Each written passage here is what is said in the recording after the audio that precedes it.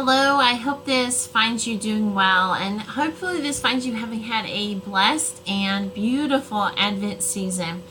I know that if you're like me, you've probably expressed and felt every range of emotion over the last few weeks, and as we get closer to Christmas, I know in my devotions they have covered everything from sadness during the holidays, because definitely there is some of that as we miss loved ones or people that we're not near anymore. Maybe they've moved or maybe they've gone into heaven, and certainly that is a very real and important thing to acknowledge during the holiday season. I'm sure that many of you have had some frustrations or maybe even some anger over this season, shopping or trying to get things done, or just feel like you could pull your hair out because there's just too much.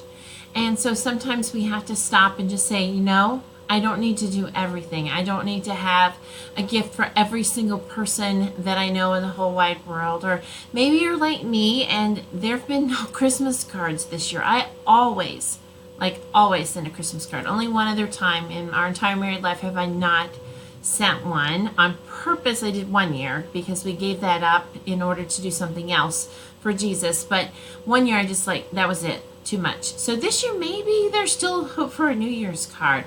So maybe there's some of those kind of frustrations and you just say, you know what? I can't do it all. I can't be everywhere and do everything. I read this morning a post someone had on Facebook. It was a wonderful reminder that you don't have to do everything, and that's okay. And one of their suggestions was, wouldn't it be fun to go watch Christmas lights in your pajamas? Well, guess what? We did that on Sunday night. Totally went in my pajamas. I did have a brief moment of, oh, what if we had a car accident or something? I'm wearing my pajamas. But I thought, you know what? It doesn't matter. It's the time to go. And we enjoyed that special time together in the snow looking at lights. I'm sure that you've had joy and happiness, and I hope that you have, when you've celebrated with family or with loved ones or with friends or coworkers, or perhaps you went to a special musical or program. I know this week we got to go see the band and the choral concert. And then last night, oh my gosh, y'all, 240 or so came and ate dinner here at church, and about 250 for worship, and the children were precious.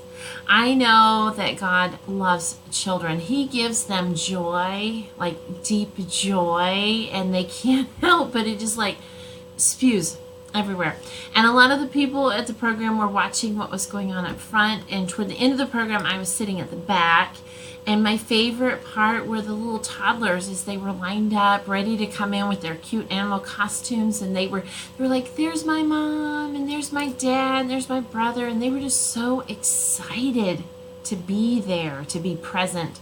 And then there was another cute little fella. He's one of my favorite 3-year-olds, if I'm honest. He couldn't not dance. When the big kids were singing during the musical, they were sitting on the edge, and he literally stepped out in the middle of the aisle and watched very, very still while they talked. But when they started to sing, well, he was just moving and enjoying worship with joy. So I've seen some of that this year.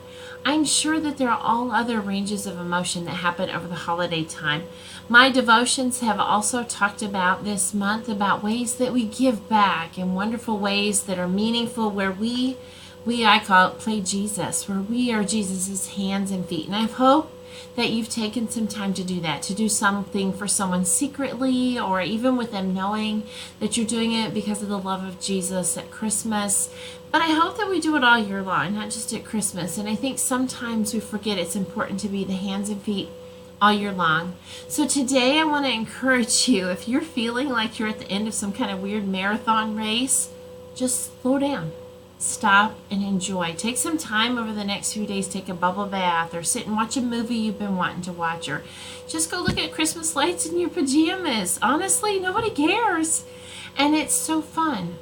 Spend some time in worship too. I hope that you might go to worship wherever you're at. Go with your loved ones if you're out of town. If you're in town, obviously we would love to see you.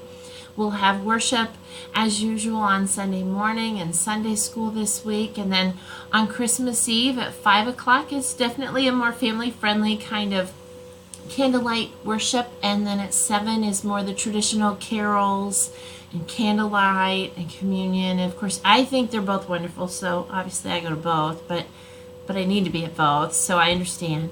The handbells are playing at the 7 o'clock, and the choir will sing at the 5. And so it's a wonderful time to celebrate with church family. Bring your family if they're here from out of town. Bring your loved ones. Mostly, though, today, I want to wish you a Merry Christmas. It's an important reminder that Jesus came just for you. Sometimes we forget that. He came just for each of us. He loves us that much that he came in his human form. And the children had such a hard question for me last week because they knew we were going to have a birthday party for Jesus last night. And they said, will there be cake? And I said, of course there'll be cake. And it'll say happy birthday. And they said, well, how many candles will be on the cake? Y'all, that was a hard question. And I said, well, 2019. And they said, what? How could you put 2019 candles on? And I said, I don't know. Well, how do you know he's that old? And I said, well, in human years, 2019, I had to explain about how we keep track of time and how we started time at 0, the year 0, and how everybody's a year 0 until they're 1 year old. Anyway, it was a complicated question that they had, but last night, several of them commented they were excited to see, and what I ended up doing was buy a candle that said 2019, 4 candles. So it said 2019. It's Jesus' birthday.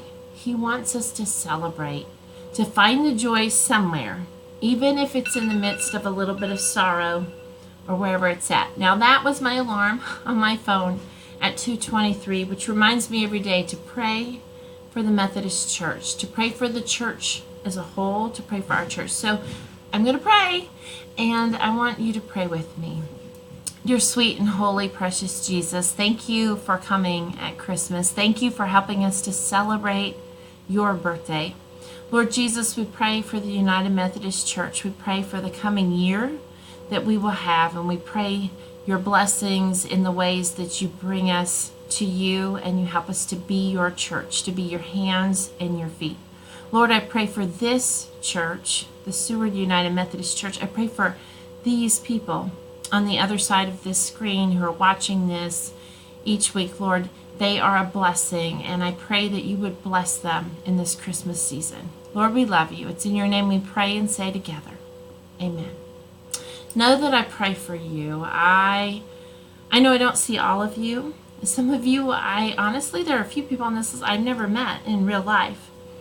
But I know that Jesus knows you, and that's enough for me. I can pray for you and not even have to know all about your life.